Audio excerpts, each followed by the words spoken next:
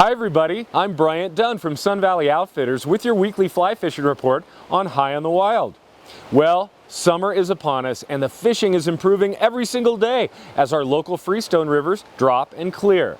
The Bigwood River, it's beginning to fish very well, especially in those back eddy and side channel areas.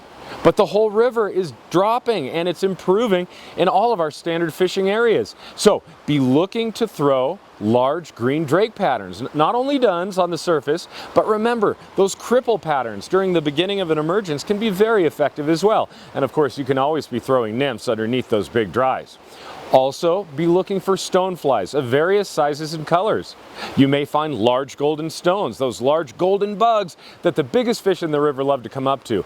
Don't be afraid though to throw royal, orange, and other yellow stimulators in size 12 to 16. Those can be effective too. And of course, caddis, as we move towards the evening, will become more and more important as the summer moves on. So those are some great options on the Bigwood, and we'll show those patterns to you in just a minute. Patterns worth considering on the Bigwood River this week include a variety of green drake ties, such as the X-wing and other dun patterns. Cripples are always good patterns to throw at the beginning of an emergence, and of course nymph patterns are always effective subsurface. In addition to green drakes, be looking for a variety of stoneflies in different sizes and colors. Patterns to match the stoneflies include these large golden stone patterns and the royal stimulator, as well as the orange and yellow stimulator. And be looking for smaller stoneflies like the yellow Sally, matched with patterns like these. And of course, as we move into the summer, be looking for good evening activity with caddisflies, a variety of caddisflies like the elk hair caddis, among others. These are great patterns for fishing the wood over the next week. On Silver Creek this week, fishing will continue to be excellent. Look to use pale morning duns in a variety of stages to match that hatch while you're down there, especially in the mornings and evenings, but also through the middle of the day. And be armed with a variety of Baetis patterns as well. Those small olive mayflies can be a primary food source for even the biggest trout this time of year. In the middle of the day, damselflies are an excellent option on the surface. The biggest fish in the river look up in the middle of the day for those skittering damsels lying on the surface, so be armed with those in blue and green. And don't forget your terrestrials. Beetles and ants are always good options on Silver Creek this time of year. A number of patterns will be effective at Silver Creek this week, including pale morning duns. And you're going to want to be armed with a variety of patterns there, including duns, spinners, and emergers. Be ready for any phase of the hatch that's going on while you're there.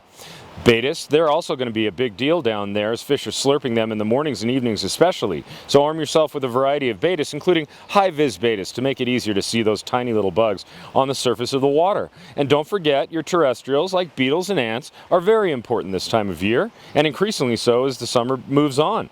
And then we have our damselflies. Damselflies may elicit strikes from the largest fish at Silver Creek in the middle of the day. Other good options locally include the South Fork of the Boise to our west and the Upper Salmon to our north, generally throwing big bugs, maybe salmon flies over on the SFB, and of course a variety of stoneflies and mayflies and caddisflies to the north on the Upper Salmon.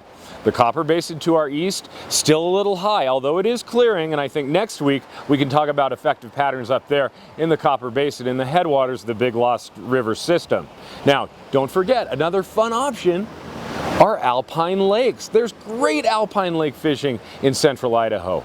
Going up there and using attractor patterns, royal wolves, humpies of various colors, that's a good option. Casting and stripping small nymphs or woolly buggers, of course, can be another good option in our alpine lakes. Did you know that Sun Valley Outfitters is Sun Valley's only full-service outfitter, offering daily fly fishing trips, daily horseback rides, day hikes, big game and bird hunting, and international angling services? And new for 2019, Sun Valley Outfitters kids fly fishing camps and kids adventure hikes. These are going to be great offerings for your kiddos to get out into the woods and onto the rivers around Sun Valley. We look forward to hosting you at Sun Valley Outfitters, so stop on by our store on Sun Valley Road next to Starbucks in Ketchum.